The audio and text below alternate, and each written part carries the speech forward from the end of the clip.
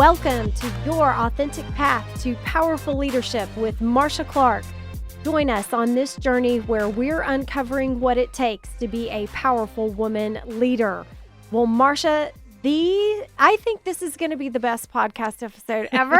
I do too. Because we've got a granddaughter as a special guest, and I know she's been wanting to be a special guest. You've been wanting her to be a special guest for quite some time. So that is exactly right. And I was thinking about the intro of uncovering what it takes to be a powerful woman leader or what it takes to be a powerful girl leader. Girl power. That's right. Yes, I have been thinking about this episode. Georgia and I talked about this a long time ago, and that it would be wonderful. And she even did a little proposal for me to what she wanted to talk about. And so we are making that happen. Awesome. So let me welcome you, Georgia Clark.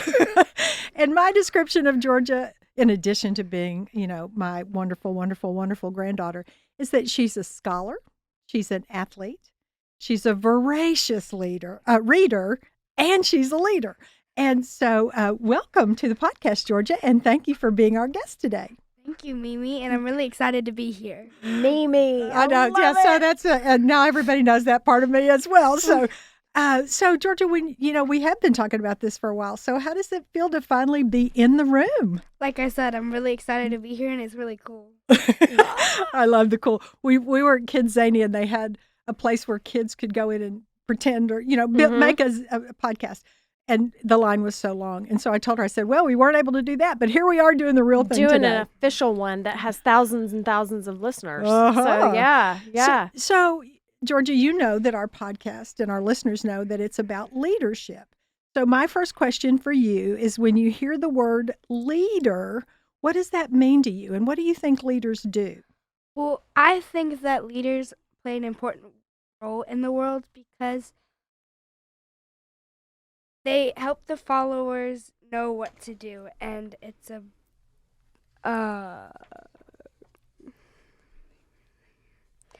big role to play, and I think that's a good thing to be. All right. So what are some examples of where you and your friends, Georgia, have been able to lead? Like, I know you play sports and volleyball, right? Okay. So do you or your teammates ever do specific things to help lead the team during the volleyball game? Tell us about that. So at most games, we sing Baba Black Sheep to pump everybody up. And also there's this player on the team called the setter. And what you do there is you play all the positions, you hit, you set, and you pass. So I think that's like building up the team. Okay. That's good. What about school? Because I know y'all do a lot of projects at school. So what are some leadership roles you can take in that environment? Most of the time, I'm the one like telling everybody what to do and like how to do it, and everybody always makes me write because I have the best handwriting. She does take after her grandmother. That's very nice. So when you find yourself in those positions of leading, what do you like about that? What are things that you enjoy? I like that you get to help influence other people instead of just doing what someone else shows you what to do. It lets you do what you want instead of just following someone else. Yeah. So you've got to come up and be creative, and you like being able to set a direction or give instructions, that sort of thing? Yeah. Do you think there's anything hard about being a leader? I think that it's a big responsibility because if you do the wrong thing in front of someone and you're a leader, they all end up doing that wrong thing, and it's a chain reaction. So I think that it's important to know what you're doing before you do it. Oh, okay. That role model girl. There you go. Yes, exactly. So, Georgia, is there anything hard about being a leader? I think that it's hard to know what to do at the right time and when to do it and in front of who, because if you do it in front of the wrong person or do it at the wrong time, it might end up becoming a chain reaction or something. Okay. Yeah. Okay. So, Georgia, a couple of Christmases ago, when you were 8 years old, when you were a young girl, you took a real leadership role in a little project that you created and defined and made happen, which we call jingle jars. So talk about that project and tell us how you came up with that idea.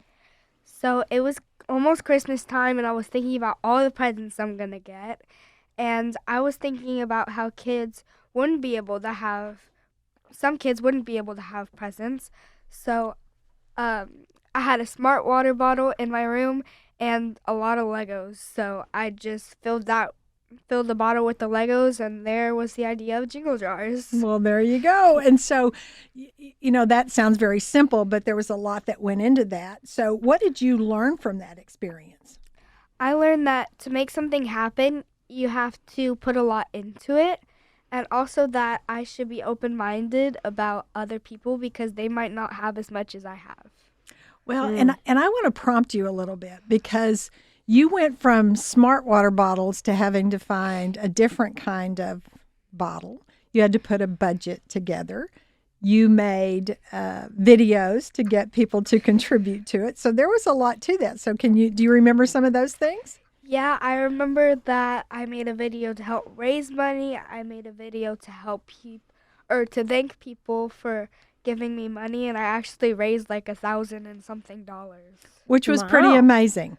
And I want all of our listeners to hear, when you have a good idea and your heart's in it and you're passionate about it and you can make it happen, people want to support you in that. That's right. And that's a part of what leadership is too, right? Yeah. And then a little over a year ago, I loved this moment too. You asked me if you could come and work for me. And so what made you decide that you wanted a job and that you wanted to work for me, other than you're Mimi? At the age of like 9 or 10, I realized that you were doing something to actually impact the world, and I really liked that. And speaking of following in your footsteps, I made my own business called SOS, stands for Save Your Seas, and me and my friend have already raised like $200. Oh, I got to hear more about that too. Yeah. Save our seas. I know that I got a baseball-like cap with a turtle on the front because it was for saving the sea turtles, because that's one of her favorite, or her, favorite passionate things. So I know, Georgia, you stay very busy between your schoolwork and your sports. And I know you, in addition to jingle jars, I know when you were down visiting your grandparents in Austin, you also did some volunteer work in helping them.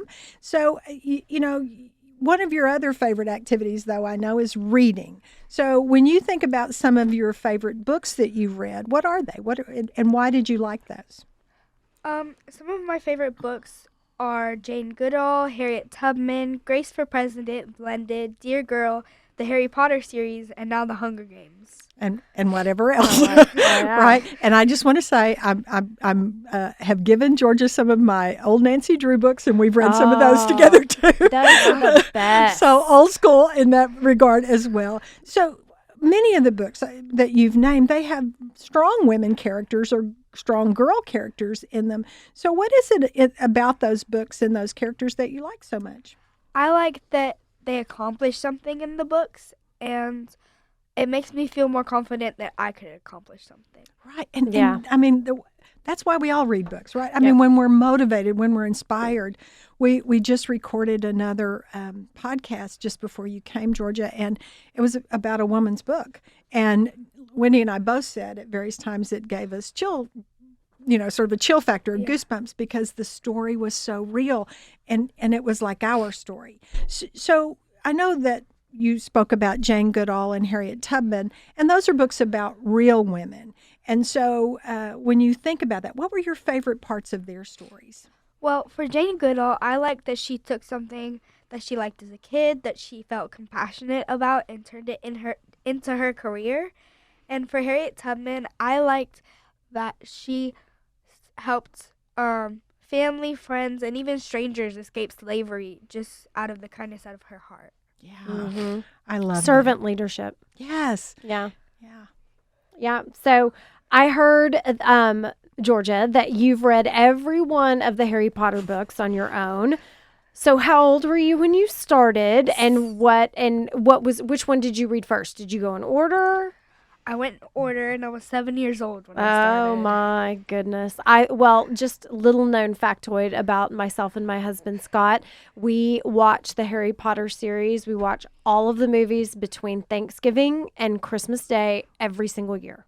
Aw. It puts us in holiday mood because we especially love the episode. I think it was season 2 or season 3. I can't remember which one. I can't remember which one, but when they have the ball, the big dance, the Yeah. Christmas ball, it just gets us in the holiday mood because the Christmas scenes in every episode. Look at here, I'm learning something about Oh you, my Wendy. God, we're big Harry Potter fans. So yeah. So I have to tell you, I've not read any of the Harry Potter books. I know they were her mom's favorite. I know they're some of Tracy Shipman's favorites.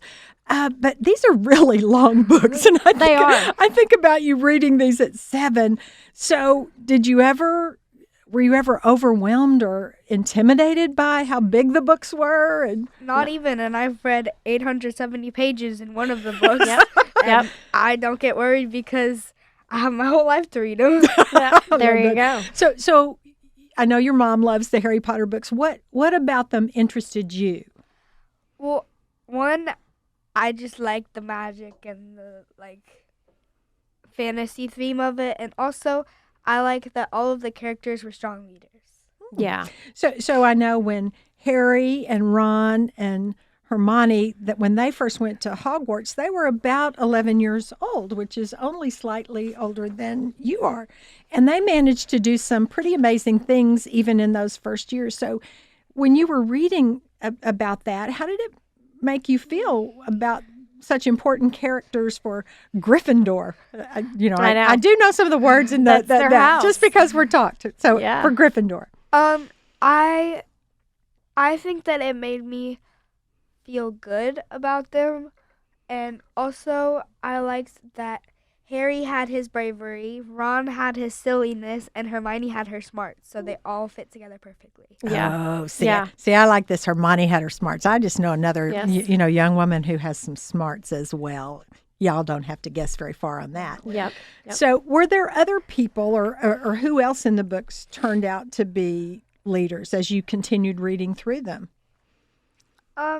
I think that Neville Longbottom was a very big leader because he went from a chubby little bucktooth boy to the leader of Harry's The house. He was one of the leaders of the house. Yeah, he was one of the leaders of the house and Harry's followers after he left to go fight Voldemort. And Neville killed the next to the last Horcrux. Yeah. Oh my God, I have no idea what I y'all are talking know. Things, when people watch this or hear this, they're going to be like, Wendy knows all of this. It's all right. It's huge. It's all right. It's huge. Okay, so I want to go back to talking about Ron and Harry and Hermione for just a second, and I want to hear from Georgia. Like, what do you think their different leader? They were clearly all leaders, but they had different styles. Talk to us about that. Yeah. So I think that Hermione was always the smart one in both like school and being safe. So like if Harry decided to go off and fight a giant snake or something, she'd be like, "No, Harry." Yeah. And Ron was always very like silly and helping everybody feel less stressed when it was like a really stressed situation. I also think that Ron was the character of family. Yeah. Because Hermione, her parents weren't magical people. Yeah. They were called muggles. Muggle. Can't believe I'm saying all this. But I love it. and then Harry clearly was an orphan, but Ron had this huge family. Yeah. And so I think that he brings that part of stability to a leadership style. And I think that's interesting. But, Yeah. Yeah. I like that. Okay. All right. Any others that any you want to oth- call out? Yeah. So what do you think Harry's leadership style was? I think Harry's was bravery Yeah. because no matter what he had to do, no matter where he had to go, he would do it if it helped save his friends. Yeah. Yeah. So, okay. So, Georgia, here's the big question. Of all the books you've read, all of them, do you have a favorite character and why? Well, there's this one character in a book called Blended. Her name is Isabella, Okay. and she has a white mom and a black dad, and she goes through them being married, fighting, and divorced, and having to switch houses every week, which I think would be really hard to go through, especially having like different parents every week. And both of her parents actually ended up getting remarried, so she had 4 parents, and I think having more parents is fun, but I think that I wouldn't want to go through that. Yeah. That's a lot. Yeah. That's a lot. Yeah. So, Marsha, why don't you answer the question? What's your favorite character from a book and why? Oh, goodness. I don't know that I'm prepared for this. Okay. You know, I look at the character from When the Crawdads Sing and think that's amazing. And I also read books about powerful women, much as you do. And I think the Ruth Bader Ginsburg story was amazing. I read one of those 800-plus page books about Eleanor Roosevelt.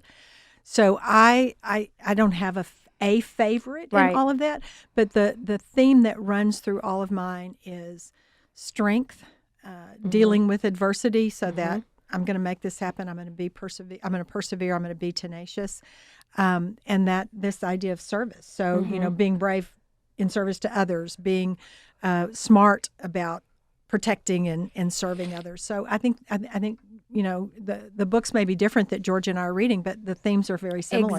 Exactly. I think my favorite, one of my favorites, but it's the one that I'm going to bring forth right now because it has to do with leadership in very challenging times, is the I can't remember the title, but it's the Katharine Graham story, the woman who took over the Washington Post. Yes. And the fact that it was in her family and her father gave it to her husband. Right. And then he died. And so that was the only way that she took it over. But this was in the 50s and 60s, and women were treated very differently back there. And it's a big, like 800 and something page autobiography of her. Yeah, it's in my Audible to read list. Yeah. Because I've heard good things about that as well. And I do think, as you said, that's another strong character that models for us what the possibilities of leadership are. So, question back to Miss Georgia. Do you have any plans to lead any projects this summer while you're out of school? Like I told you, I'm currently helping my friend run a business. Okay. But besides that, I really just want to hang out this summer because I know that 5th grade is going to be a lot. Yes. Oh, There you go. I love this. I love it too. Oh, yeah. 5th grade I remember it was a lot. Well, and here's what I want to say too. You're going to read a lot, I'm sure. Yeah. Continue to do that. And we just opened a new library here in Frisco, and it's one of on our to-do list is to get them in because it's amazing. And I want to be able to introduce all of my grandchildren to the library. And you already have a library card in the McKinney Library, and there's hardly an occasion, birthday, Christmas, or whatever that goes by that she doesn't get more books. That's phenomenal. That's phenomenal. So, Georgia, what are you most excited about reading next? I'm in the middle of the second Hunger Games, which I really like so far, and I think I'm looking forward to reading the third one. Okay. All right. Marsha, what's Well, next on your book list? It's How to Build Confidence. Okay. And then the one shortly after that, because I'm almost finished with the confidence one, is How to Say Anything to Anybody. Ooh. So it's a communication one. Oh, I really like that. My colleague Susie Vaughn gave it to me as a high recommendation. So Awesome. that's where we're going. But I just have to say, I'm working really hard on writing my second Oh, book. I can only imagine. So I have to say, I'm reading a little less and writing a whole lot more. That's So good. There's well, that. We're all appreciative of that. So that second book comes out on time because There you we're chomping at the bit on that one. That's right. What's on my nightstand right now is a book called 2 Hour Cocktail Conversations, I believe is the title. My husband Scott picked it up. It's all about how to host a really effective 2-hour networking, connective, interesting, everybody leaves with valuable nuggets I and love it. connections cocktail party. Nice. So I'm always up for a cocktail. And a party. Yeah, and a party. So here I go. That's the next book Well, on my list. I want your Cliff Notes on that. I know, 'cause I will. I mean, this whole idea of dinner parties and salons and learning from one another and sharing stories. Right. Maybe we can do that this summer, Georgia. I can't drink. Well, no, not not that that part. We No. can have punch. That's right. We can have cocoa or lemonade or Yeah. whatever. But what I'm thinking is if you got your friends together and we could facilitate a conversation about anything you wanted to talk about. Sure, that'd be fun. You want to be a co-host with me? Yeah. I love it. I love it. I do too. Well, Georgia, thank you so much for being our guest today and helping us all see that there's no such thing as being too young to be a leader. And we usually wrap up the show by sharing our favorite part of the conversation. And so mine was vibing with you on the whole Harry Potter thing. And Marsha, I'm going to let you say what your most favorite part of the show is. Just the anticipation, and it's now happening. And I want the world to know my wonderful, smart granddaughter. And because our future is our girls. That's right. And, I want us to acknowledge how smart they are, how they too can contribute and step up to leadership in big ways. And I think Georgia's a great model for that. And doesn't mean that all of us aren't, we'll get off base a little bit or we'll fall short sometimes. And yet here we are. We're all learners, That's right. Whether you're 10 or whether you're 70, we're all still learning. And I love that. And I love Georgia sharing her stories today. Yes. So, Georgia, what was your most favorite part about being here today? Was it the chair and the mic in your face? I think my favorite part was getting to talk about Harry Potter in a way that I don't think I've really ever thought about it before. I think while reading the books, I kind of just read them and know them. But today, talking about how they were leaders, I really liked that. I love the leadership aspect, and because I think a lot of people watch the stories, especially if they watch them 2 or 3 times or read them 2 or 3 times. What comes out is the love. Like I see people with tattoos of the 3 Deathly Hallows, and they turn that symbol into an always. And I love that word always. That's a theme throughout all the books. And now I'm really going down a rabbit hole, but Snape is the best character. Yes, he is. See? Oh, okay. There we are. All right, I'll have to hear more about Snape. I think we might need to wrap up this episode with this whole episode was like a book list, reading list adventure. For So that was awesome for girls and women. Women. Well, all right. Thank you, Georgia, for being here today. Yes. Thank you for inviting me. Yes. Thank you, Miss Georgia, so much. And thank you, listeners, for joining us today on our journey of authentic, powerful leadership, journey all the way back from 10 years old, coming all the way forward. So please continue to download, subscribe, and share this podcast from wherever you like to listen. Visit MarshaClarkandAssociates.com for links to all of her tools and resources, to subscribe to her email list, and stay up to date on everything in Marsha's world, including her granddaughter, Georgia. Because anybody who looks at my Facebook knows that there's lots of stuff on there about my grandkids. But, I also want to just share with our listeners, reading was a big part of our focus today. And I just want to say it opens the world up to get beyond our day in and day out lives, whatever that may be, beyond our homes, beyond our schools, beyond our neighborhoods. And I know reading was a bit of an escape for me. And, I was one of those that when I was young, I would, after the lights had to be out, I had a flashlight and I read under the covers because I, didn't want to put the book down. And I think I know somebody else who does that. And I just want to encourage our listeners, introduce your girls and your boys to bigger possibilities so that they can see the opportunities that lie ahead for them. Listen to what they have to say. Mm-hmm. They, out of the mouths of babes, and they can be very insightful. And asking questions about the latest book a girl has read, in my mind, sends a strong message about being smart and being a scholar. And we always want to say, oh, how cute, or oh, how pretty. And I want to say, and smart. And smart. Absolutely. And I want our girls to hear the message that being smart is a cool thing to be. I know cool's probably not the right word, but whatever the right word is. She said it earlier. So thank you, listeners. Thank you for being willing to share a special moment for me as I bring Georgia into this podcast series and podcast work. And be on the lookout because she's a mover and a shaker. And as I often say, not only #value women and girls, but here's to women and girls who support women and girls.